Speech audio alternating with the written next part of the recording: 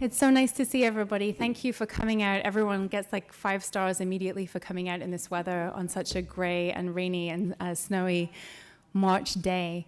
My name is Michelle Miller-Fisher. I'm a curator in the contemporary department, and it's lovely to be with you here today to talk about the films and celebrate the films of Maria Lasnig. I'm going to give a very brief introduction and introduce the amazing speakers that we have today.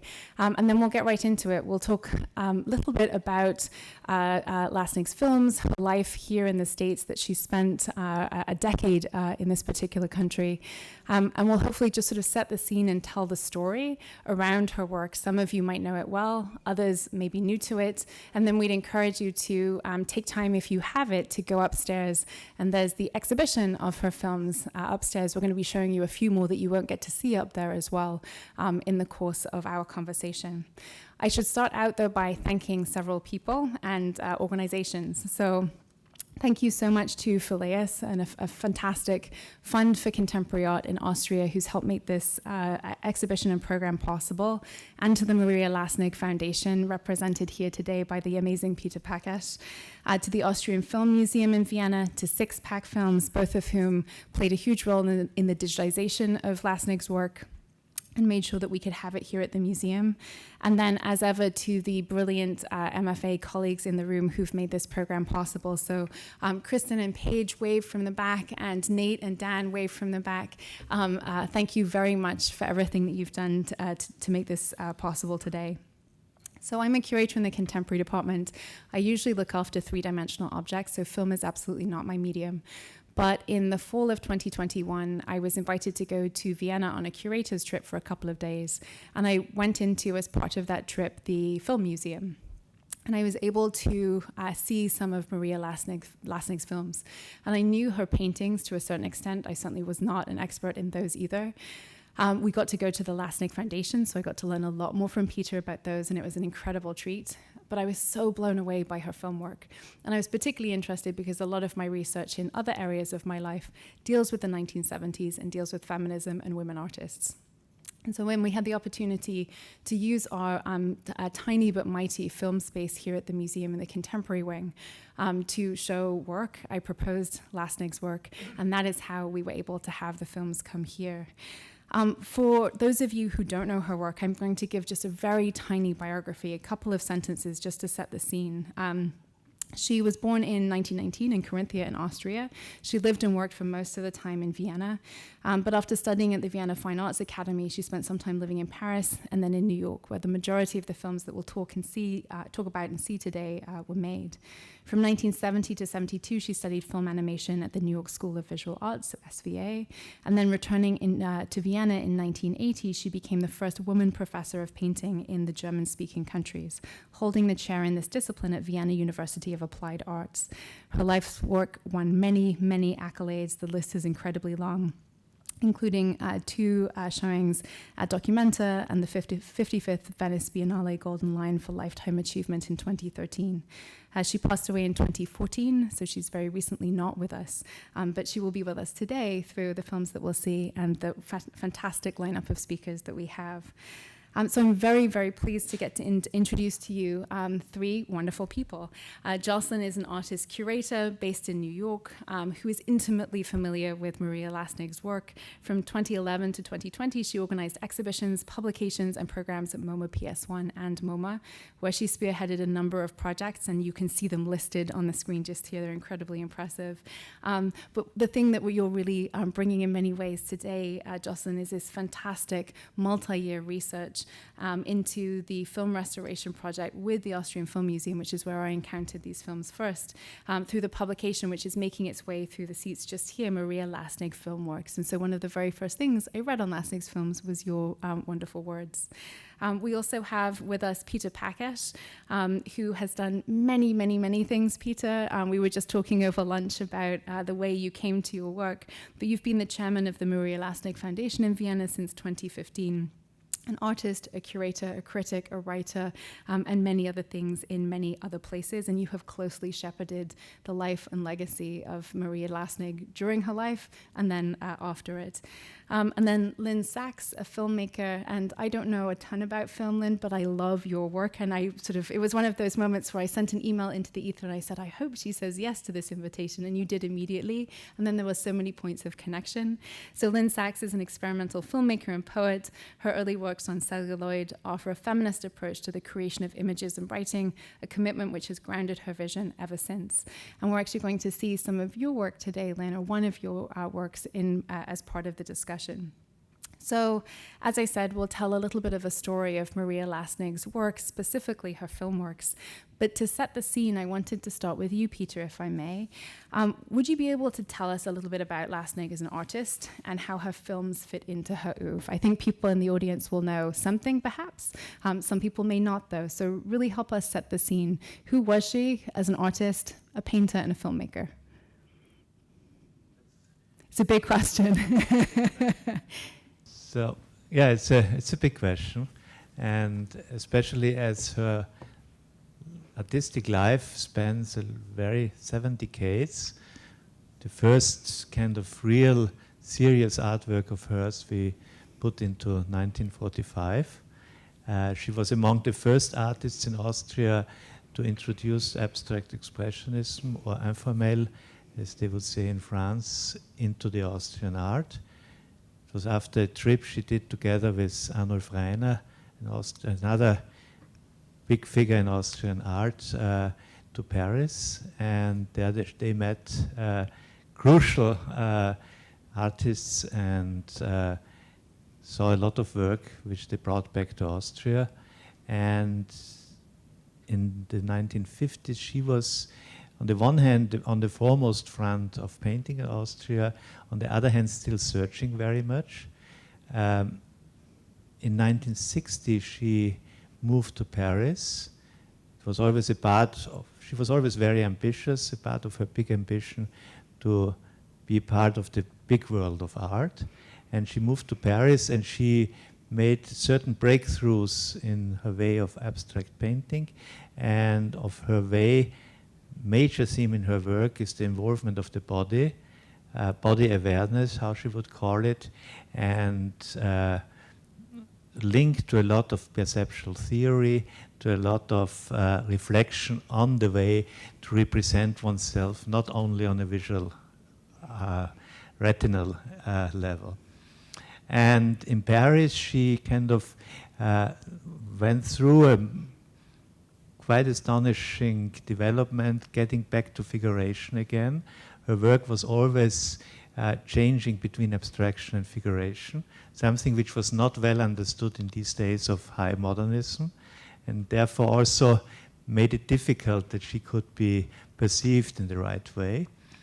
And with her ambition, with kind of on the advice actually of an American artist, Nancy Spiro, she moved to New York, and I think that's the period that should interest us most here.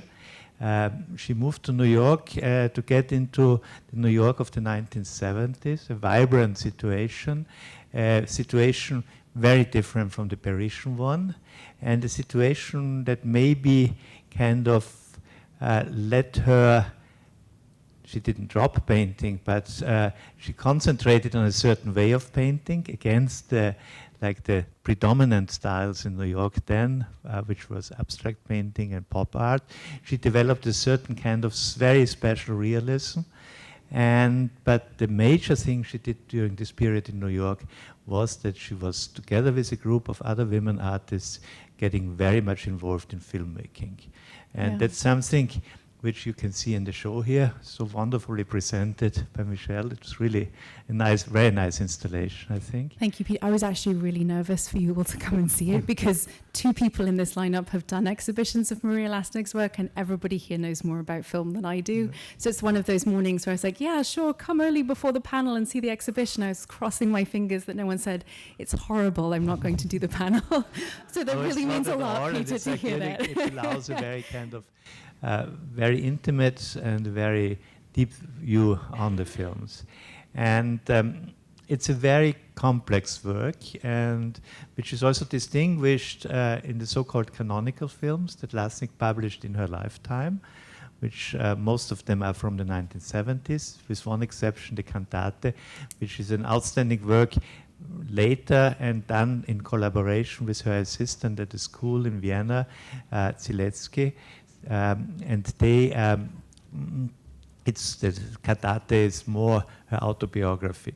The other films deal with a lot of big variety of different approaches, and which is even shown in a stronger way with some of the posthumous work that we were able to restore and to publish in the last years. The publication which is going around mainly deals with them, and which is a kind of spread out variety of oeuvres. There are films that are nearly finished and films that as fragments, and so it's but it shows in all this variety shows it's her kind of broad approach, and of films which deal on the other hand, on one hand, with like the animation films deal so much with drawing, and drawing is super important for her, and it's an own part of her work. And she was drawing until her very last days, and it was the most direct medium for her, and that's interesting that she was able to, in this directness, to transfer it to animation, which of course is not so direct. And if you see these animated films, you're astonished how spontaneous they are, and how and that's a really very own quality. But then she did other things, like the film Iris, which is a highly experimental film, which is another way to approach the body awareness and the dimensions of the body. And then there are this kind of semi-documentary, semi-experimental films like Godfather. So she was experimenting a lot, and she was kind of, a lot of these films are very autobiographical. So a lot of things come together, and it's a big variety, and you can link all this group of films with aspects of her work, with aspects of her biography.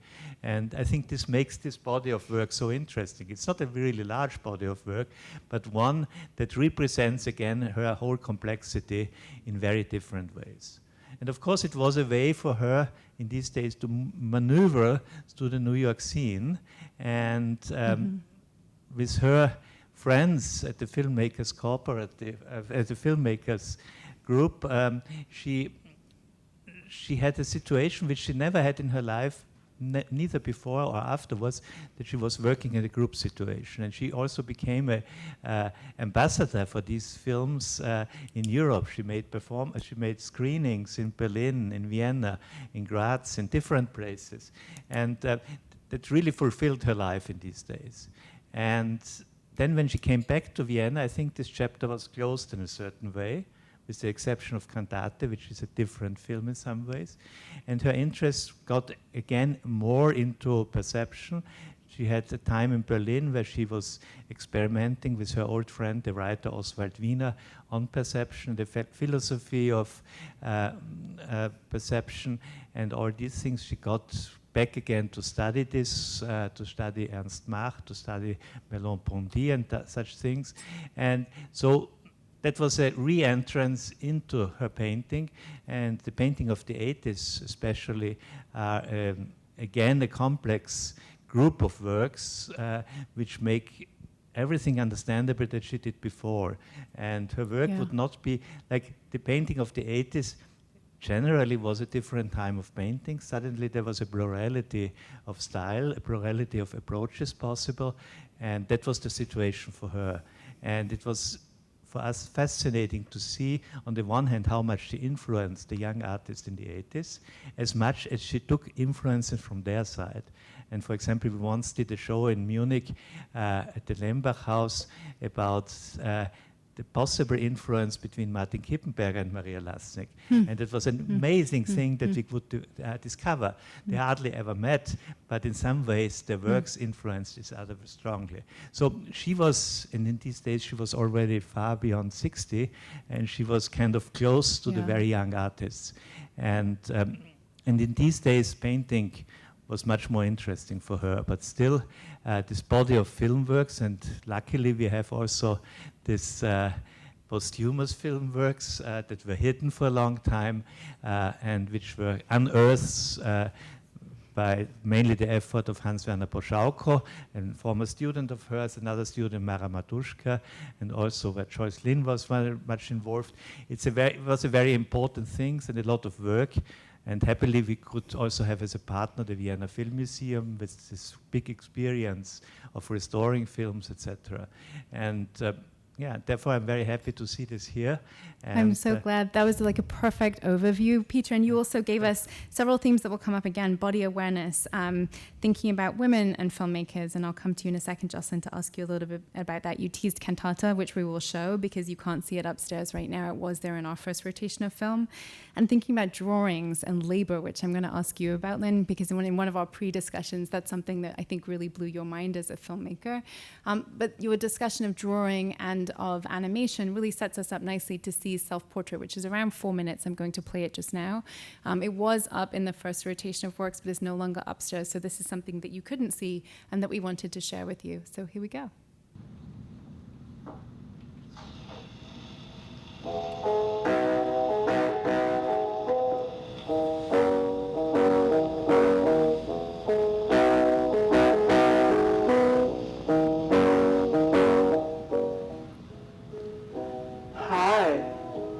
To give a picture of my mind when it goes through backwater of life, to show the up and downs.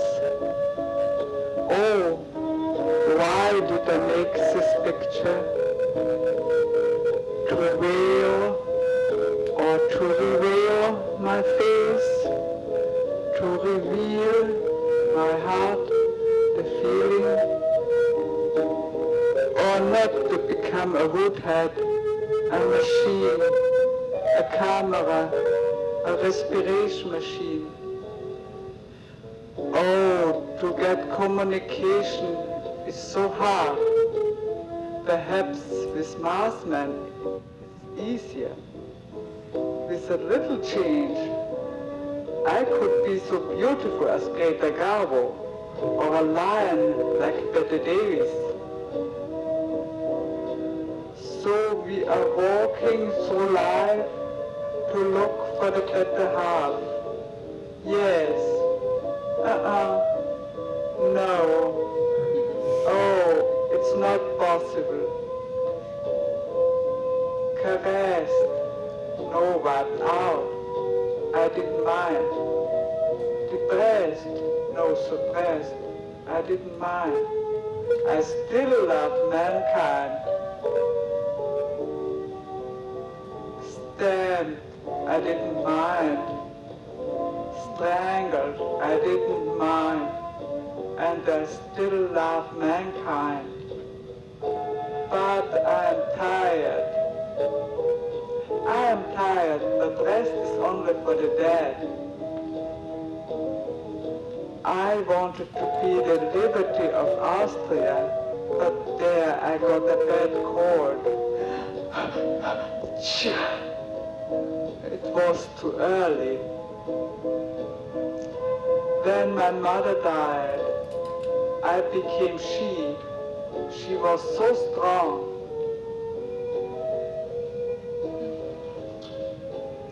I wanted to be aware when I die. Until you will be gone with the wind. Be aware. Be aware. Be aware.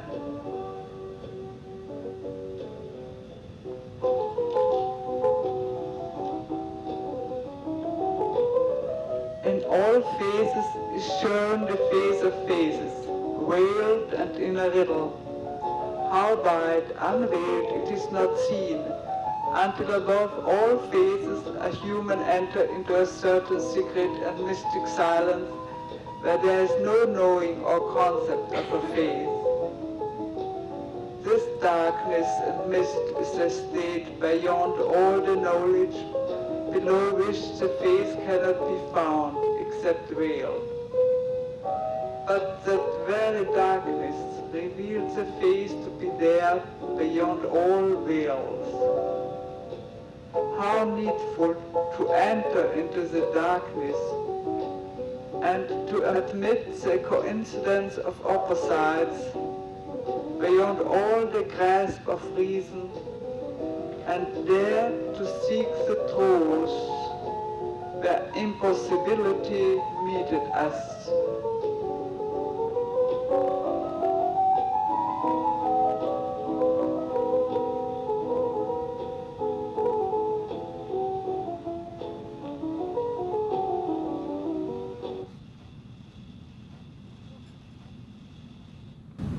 So I saw this film at the Film Museum, and I was like, how can I not have seen this before? It was so beautiful, powerful, so interesting. As I'm going to ask Jocelyn in a second, it talks a little bit about many of the things that would become themes in later films that Lassnig made. Body awareness, the relationship with her body, other bodies, thinking about relationships between people, often romantic or other relationships between men and women, not always her own. Thinking about her relationships with other women as friends, as colleagues, as fellow artists. That was a work, and if I'm not mistaken, that won her a prize from New York State very early on in her career. And so it was something that was seen somewhat widely and was appreciated in film circles at the time. Jocelyn, I wanted to ask you a little bit about Lasnig coming to the United States.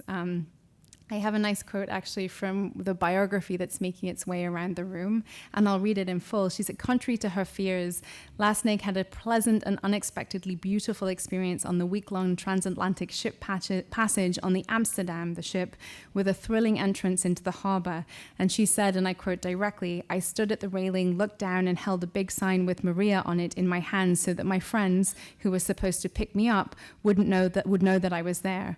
And everyone saw that and began to sing, Maria, Maria, I've just met a girl called Maria from West Side Story, which was such a wonderful way to come into that particular moment. And so I wonder if you can tell us, like, flesh it out a little bit more for us, Jocelyn, what it was like for Maria Lasnig as an artist in the 1970s. You mounted 2 fantastic exhibitions and screenings in 2014 and 2018 at MoMA PS1. What was it like to bring Maria Lasnig to the United States again in the 21st century too? Thank you so much, Michelle. So I think, Peter mentioned that New York is really one of the places we'll really focus on today because that's where so much of Maria Lasnig's films were made. And that's really where I enter into the story as well, because in 2014, as Michelle said, I co-curated this exhibition, which you see here on this slide, that was chiefly a painting exhibition for which Maria, that part of her work had been very well known and well lauded. But up until then, the films were sort of underknown. And as you just saw from that extraordinary self-portrait film, Maria's work really, and herself really embodies this incredible self-conviction, this knowledge of her own extraordinary talent, but also coming up against struggles in different artistic communities in different cities, a difficulty being a woman artist and having access to sort of a wider audience and recognition.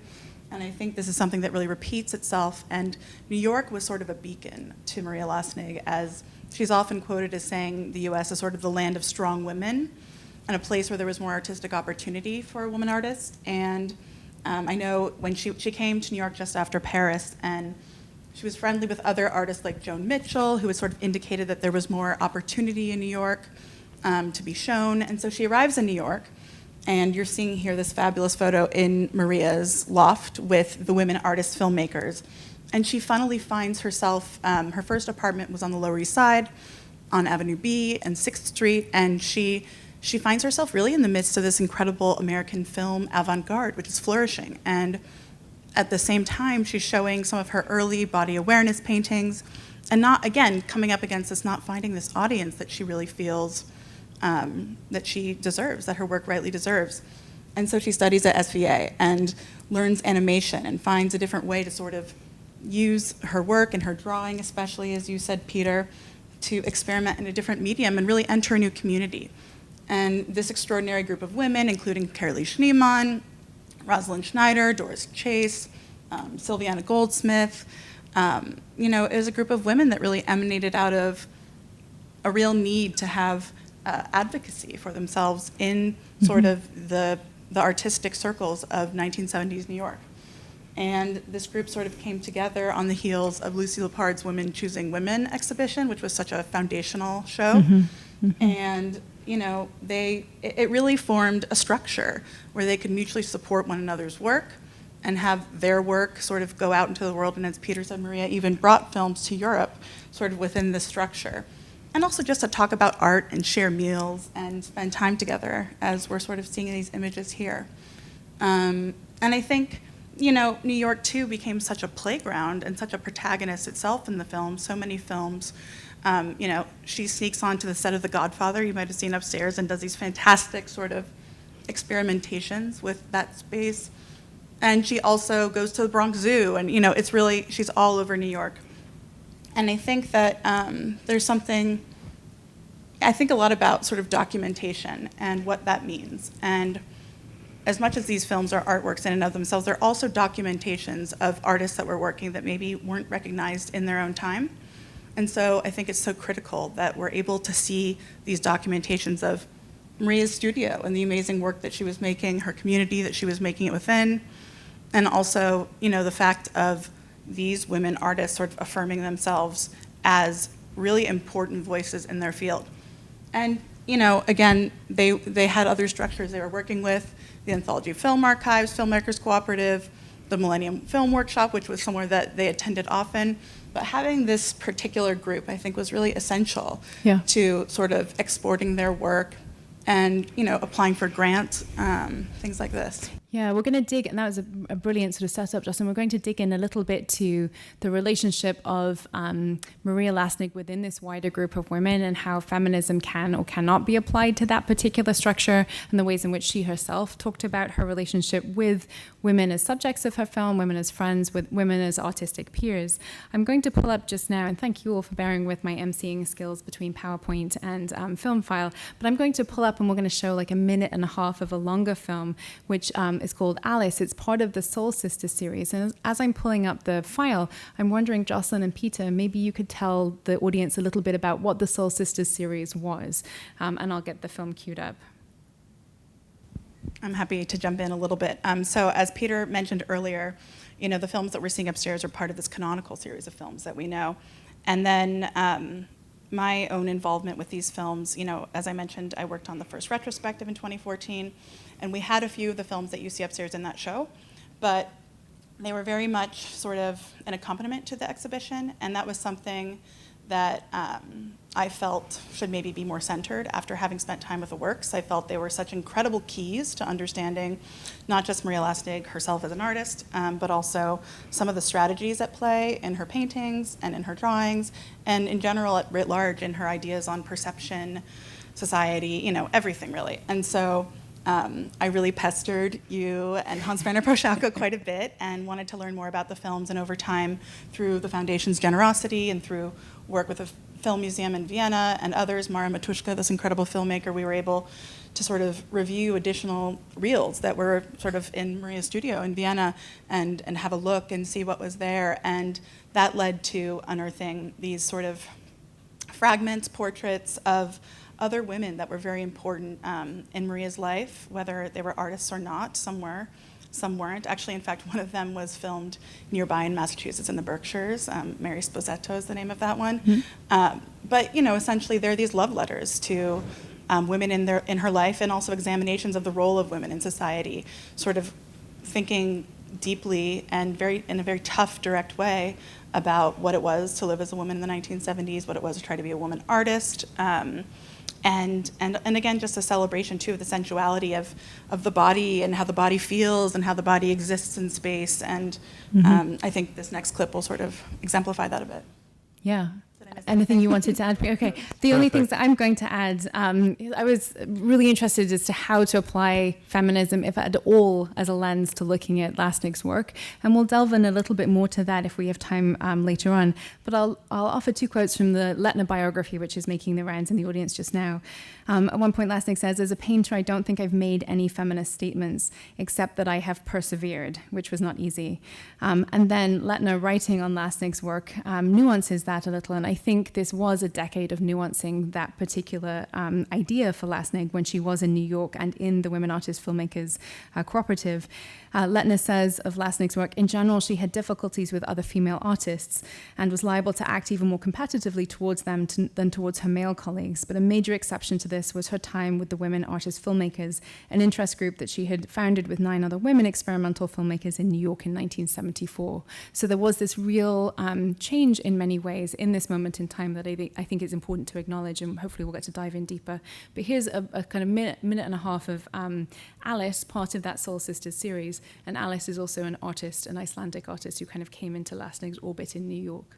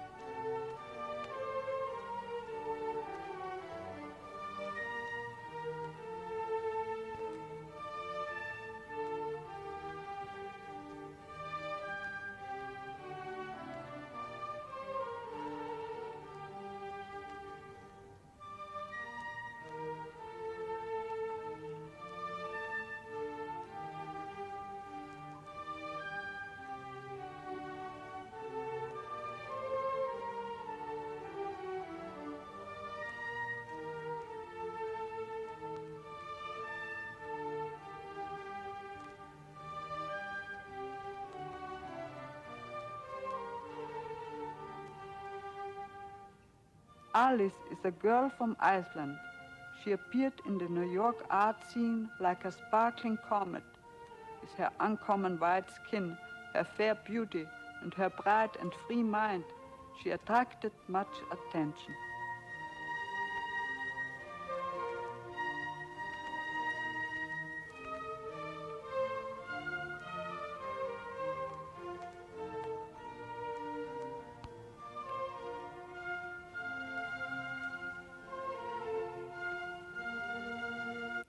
So Alice lets us come back and talk about body awareness, I hope, in a moment, amongst other things. But before we get there, I wanted to actually turn the conversation to you, Lynne. And I'm not going to pull up the slides again. I'll pull up your clip in a second. You have a very multifaceted practice, and it has in part focused on artists who have themselves practices in both painting and film. And I'm thinking, for example, of a clip that we're going to show from your work, Carolee, Barbara, and Gunvar. And I'm wondering if you could introduce that work for audiences and connect it to our conversation about Lasnig today, and then I'll pull it up and we'll take a look. Sure. So I'm a filmmaker and I write poetry. I've painted in my life. And one of the most important aspects of my life is that kindred spirit that I find in other artists. And I have to say, particularly from women, and women sometimes who are of the same generation, sometimes younger, sometimes older, the time that we spend together to talk about the discoveries we make and the challenges. I mean, as we know, in our wider culture,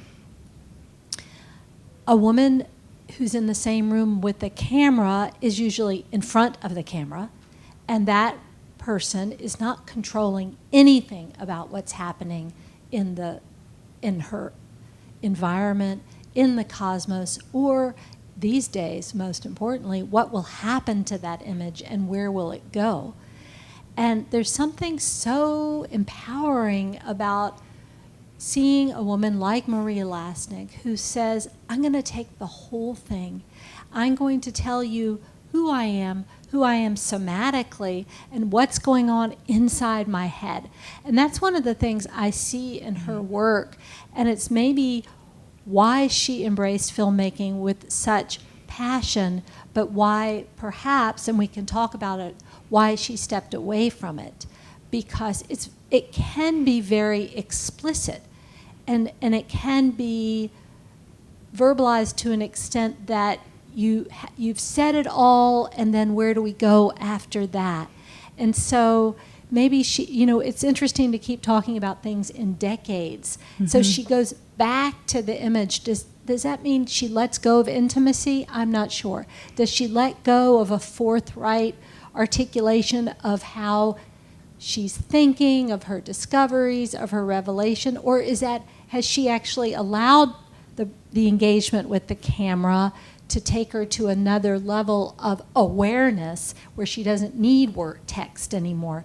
So those were some of the things that I thought about looking at this idea of saying, if you say goodbye to the brush or you say goodbye to the camera. So I made a film with 3 women who were exactly my mother's age. And that is important to say because they didn't take on that role in my life, but I knew there was something I could learn from them.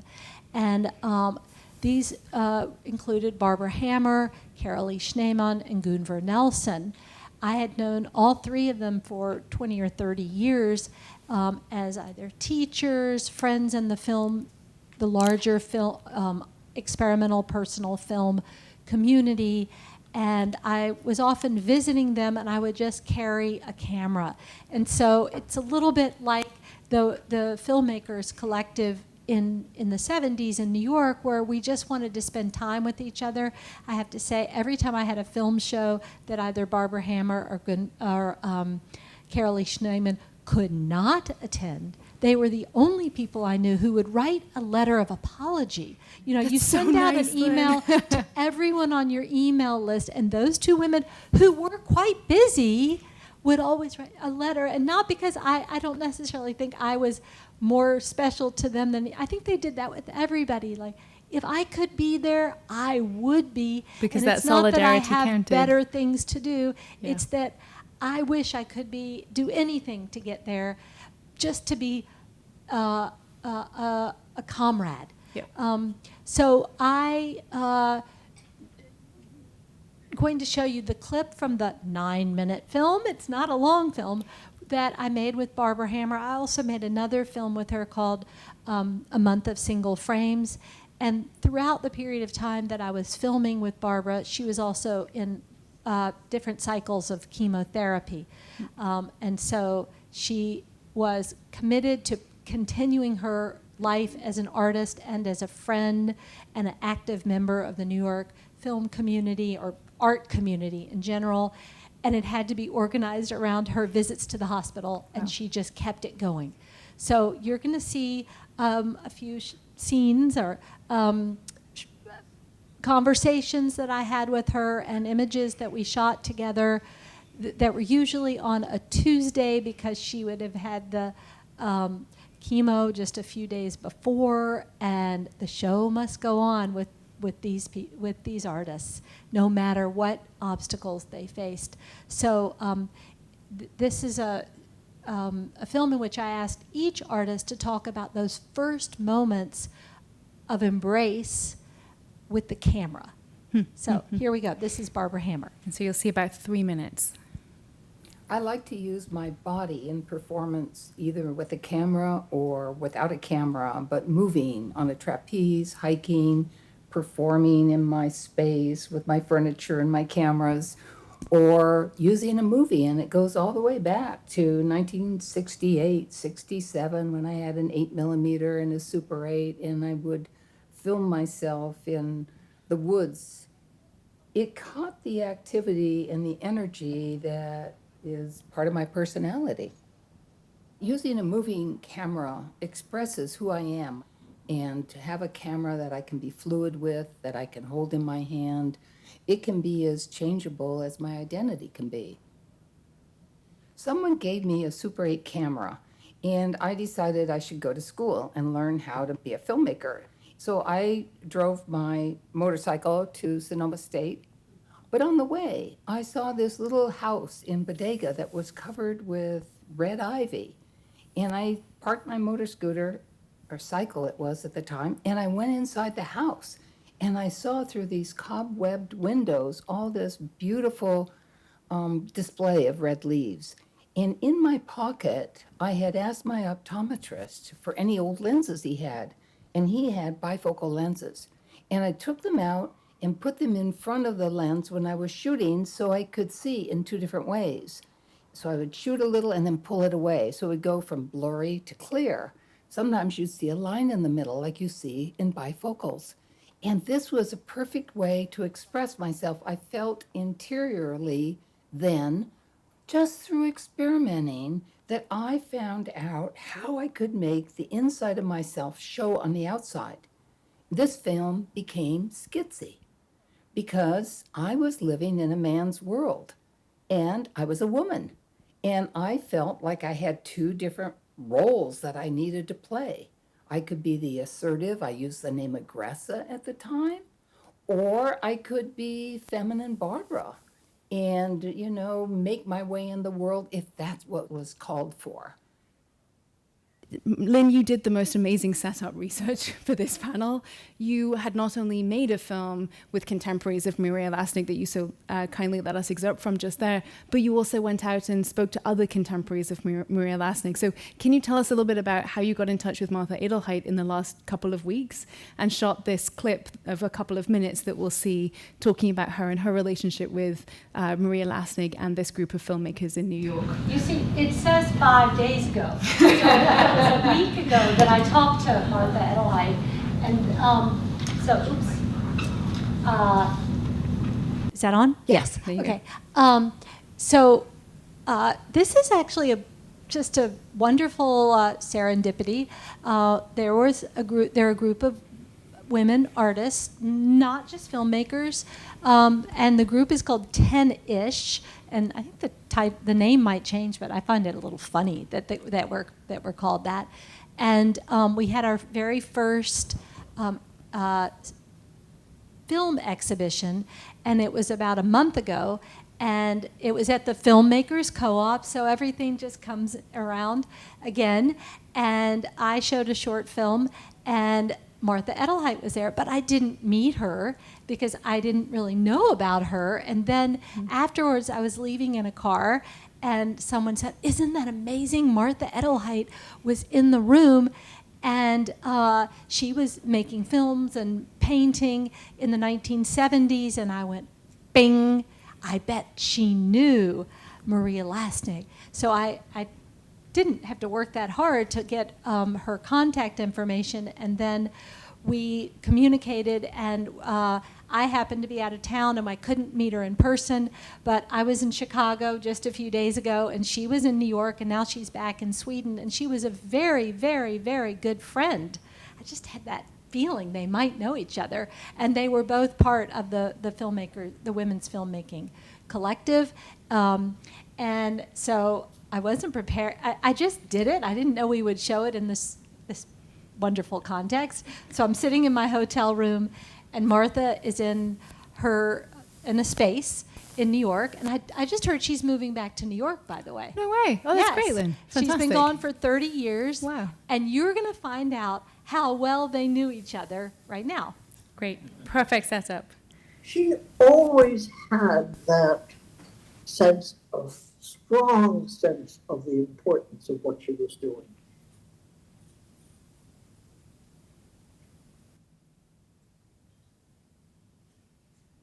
She was living at that time on Avenue B, and 6th Street, across from Thompson Square, which was drug haven. I mean, it was just, she said to me, "Oh, Marty, I love living down here. There are always people around in the street." And she was oblivious to the drug scene. And you walk up the steps to her building, and it was littered with dirty condoms and cat pee and dog shit and needles, and I mean, it was really a mess. She lived the most spare existence. I mean, she had no money. When she made Self-Portrait, the film, she had 4 bricks that she got from the vacant lot next door, a piece of broken milk glass that she found on the street. She had these, which you could buy even today, the clamp lamps that you used for photography on the cheapest stands you could imagine. That was her film. that's how every frame she did by hand. She had a Bolex. She had a 16 millimeter Bolex hand cranked that she got from the pawn shop on Third Avenue. She finally got broken into and they stole her Bolex. And, and it was devastating. At the Women Choose Women show in 1973, I think it was, at the end of the meeting, a woman stood up and she said, "Is there anybody here who makes films?" And I because I'd just gotten this little Super 8 thingy, I was sort of went with my finger up in the air tentatively. She said, "Please meet me after the meeting outside." And this was Rosalind Schneider. And a whole group of us, it was Carol Lee, it was me, it was Olga Spiegel, Alita Walsh, Doris Chase. We formed a group and called ourselves Women Artist Filmmakers. And it was sort of a unique group because we were very independent artists. And Maria joined that group. We talked together all the time. We talked to each other, we ate together, we showed our films together, we set up programs together, we wrote grants together. We were very much a very, very active group and very supportive of each other. It was really important. And I think at that time, it was something that didn't exist. These very well-dressed, formal people, men, women, came up to present her with this laurel wreath. They made her the artist laureate of Vienna. And she asked me to please be there with her. So I showed up, and all these guys in their business suits and so on. And they had a bottle of champagne. And we had to run out and buy some plastic glasses. I think she had 2 cups, 2 saucers, 2 spoons, 2 forks, 2 plates, 1 table, 2 chairs, 1 sleeping cot. That's what she had in this huge loft. And she was painting there and filmmaking there.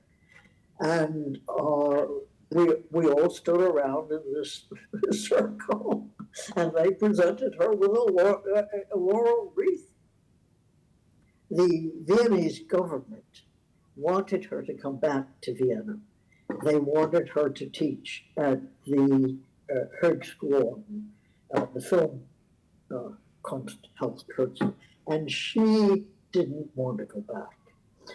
And so they said, they offered her this job, and she said, no, not unless you pay me what you pay Joseph Beuys. Yes, I love that. And they said, okay. And she was horrified.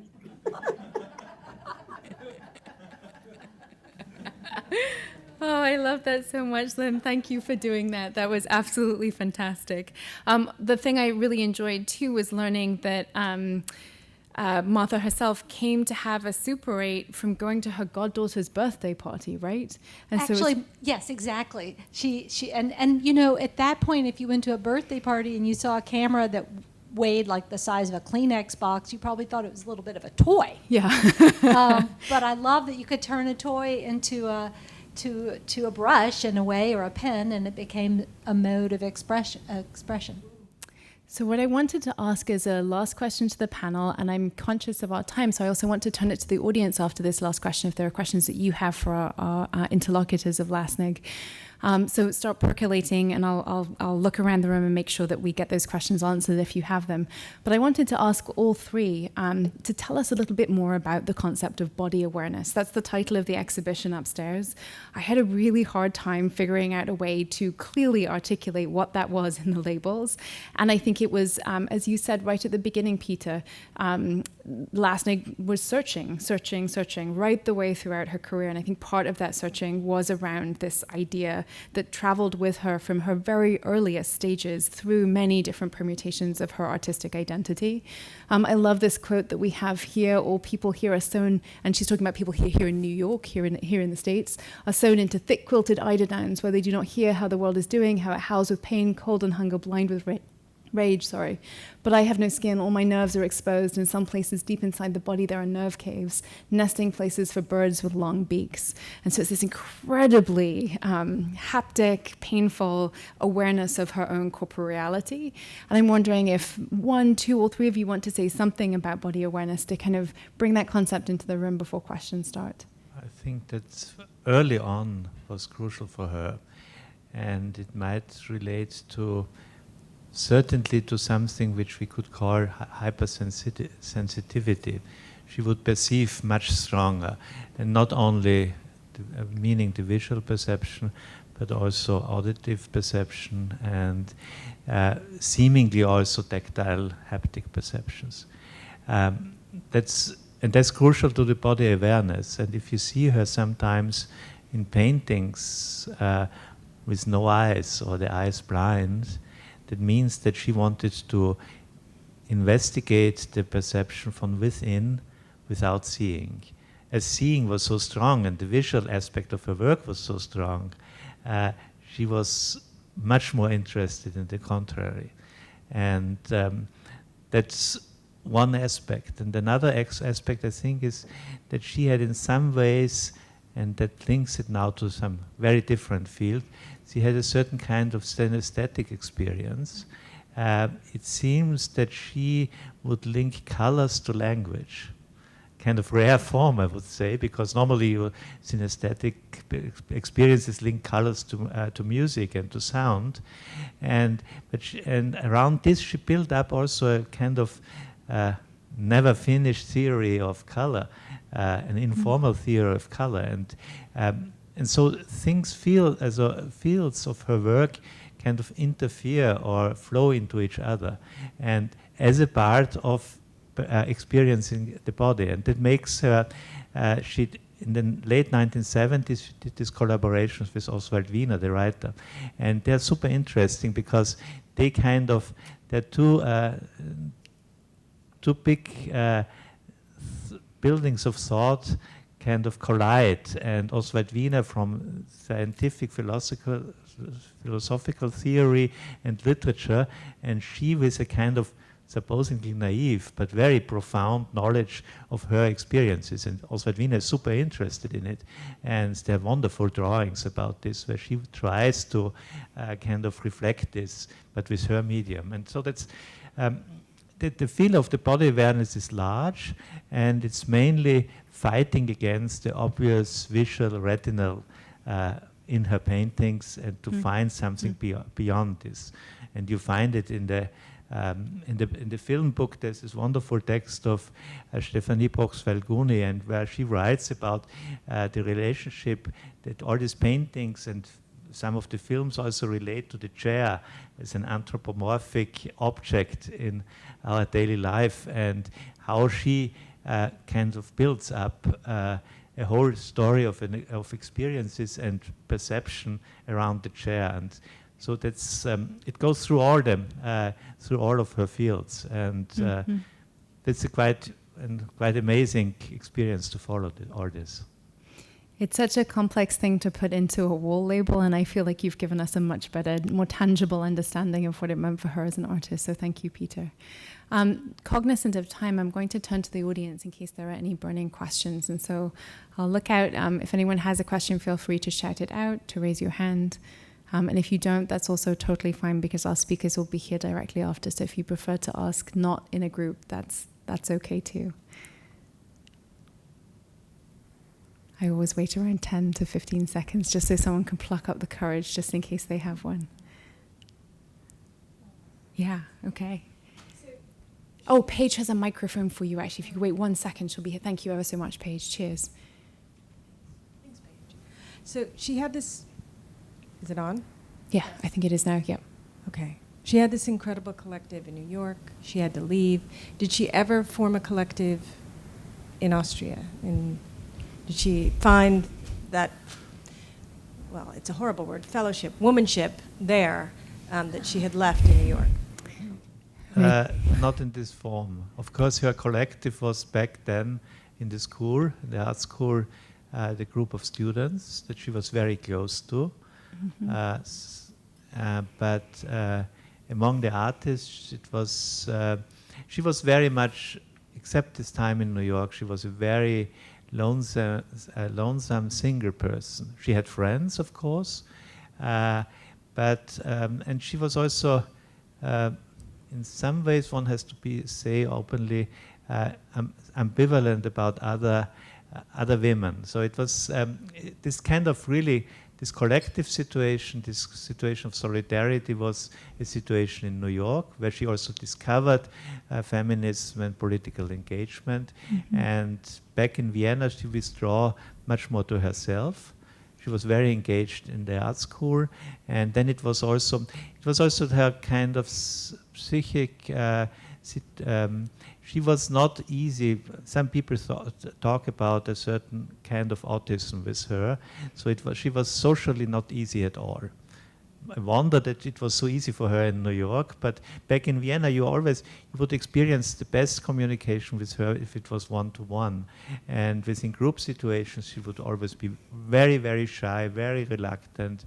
And so it was this kind of groups she never formed again, she never participated again, as she was also very happy with the students, and they are all kind of still of big adoration to her. So that's, and her life forms in different kind of decades, and there was the New York decade definitely, and the Viennese decades were later on very different.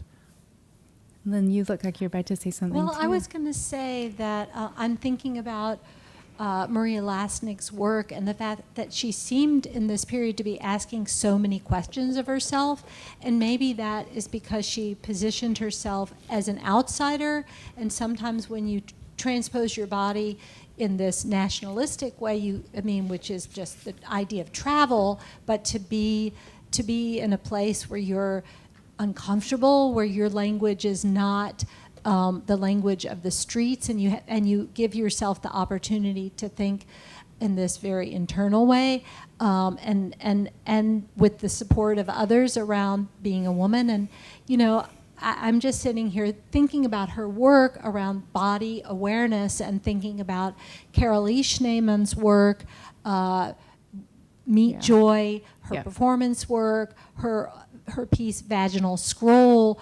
I mean, I've got to be. You see images here of, or the drawings that became part of the films, where you see Maria's pubic area. That was not done, and when men did it, it was done in a very voyeuristic way. Mm-hmm. And we talk so much about the phallus, but we don't talk about the vagina, and I think it's really liberating to see that.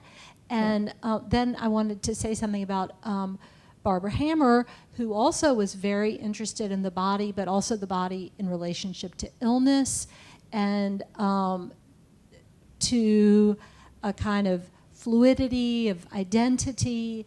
And like, she made a film about Claude Cahun, and about people, about replacement of your female identity, your being in hiding. All of these things are actually a period in which these women were trying to articulate something about the body they were given and what they wanted to do with it, with their work. So I really liked the title, and I liked of your show, but I also liked that it gave me a reason to explore Maria Lassnig's, her look at the body as a truncated body also, which you see in all the work, and here. Yeah, totally. I think, one of the things I'll maybe close out by noting, and we'll give Maria the last word maybe with this quote. She was 50 or so, 49, 50 when she came to the States, and entering her 60s when she left. And if I have it right, she went back to become the only woman professor of painting in the German-speaking world. So it was a fairly lonely. It's not quite true. Okay, but okay, Myth. close to, good myth. I will stick with that myth. pretty close, right, Peter? Yeah, Probably not pretty far close, off. but it's like if you look at it more precisely, it was not true. But I will take precise, but but it's good too. Certainly for Austria and certainly for this kind of major position. Yeah. So it was. By the way, with Joseph Beuys, it was this glass first should have been given to Joseph Beuys, and she got it after him, and she said, "I at least want to earn as much money as he." That's great.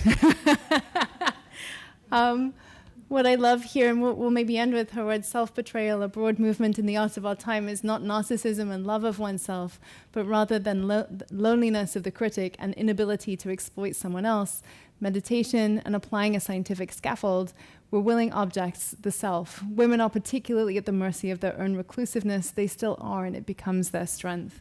I encourage you to go upstairs and take a look at the show if you haven't. If you're exiting here, you've got the Taste Cafe, and it's just one floor above, still in the Lindy wing, and it's open until April 2nd if you want to send other people our way. If you've enjoyed taking a look at the books, if you could leave them either on your chair or at the front, that would be great. And I'll close out before I thank Jocelyn, Peter, and Lynne, will you tell people where they can find some of your work this evening in Boston if they feel so moved? So, speaking of collectives, there is a collective here in Boston called AXG. AGX. This will be my first visit to AGX. It's a collective of filmmakers who are obsessed with everything analog, meaning 16 millimeter, 8 millimeter, probably records, anything you can touch and make movies with, reels like this one. And tonight I'm showing a program of films that Catherine Ramey, who's here today, curated, and actually all of them deal with women and the body and relationships between women. So let's say it's a continuation, and you can find information. There's a website, and you can find the address. It's in Waltham, Massachusetts. And what is the Massachusetts, of course. Right. But what's the address there? Oh, it's 144 Moody Street. It's the AGX. If you just put in AGX Film Collective, it'll come up on Google Maps. Brilliant. It's So tonight AGX at Film 7, Collective. so I hope you'll join us, and we'll just keep talking. Fantastic. And Peter, you have one last thing to say. Go ahead. Yeah, I want also to announce something which is not happening here, but as I see the film roll when I'm coming back to Vienna, there will be a great film festival, Tricky Women, a film festival about animation by women filmmakers that Maria Lasnig always supported as long as she was alive. And now we are giving, the foundation gives a prize, which is called the Golden Film Reel of Maria Lasnig. And it will be given the second time on the 12th of March at this festival. And that's something we are very happy to support also in the spirit of Maria Lasnig. And that's to say such things she was always very fond to kind of support and to be there as a person regarding her engagement. It was not a personal anymore, but a mental one, an idealistic one, which was very strong. And look into it there online, Tricky Women Film. It's an amazing festival, a global festival which was built up in Vienna. And the first prize we gave to an artist from Iran, which was very exciting. And I'm very much looking forward who will get the next film reel. I will look out for who the winner is, Peter. Jocelyn, Peter, Lynne, I cannot thank you enough for braving sleet, snow, rain, horrible March weather to come here to visit us in Boston. It's been such a pleasure having you. And I'm so grateful to everyone who turned out on a really yucky day as well. I encourage you, please, to eat us out of house and home, really, so that it doesn't go to waste. And you can obviously take your drink out into the Taste Cafe if you would like to, and then wander upstairs to see the exhibition. But thank you so much for joining us. Michelle. Thank you for having us here.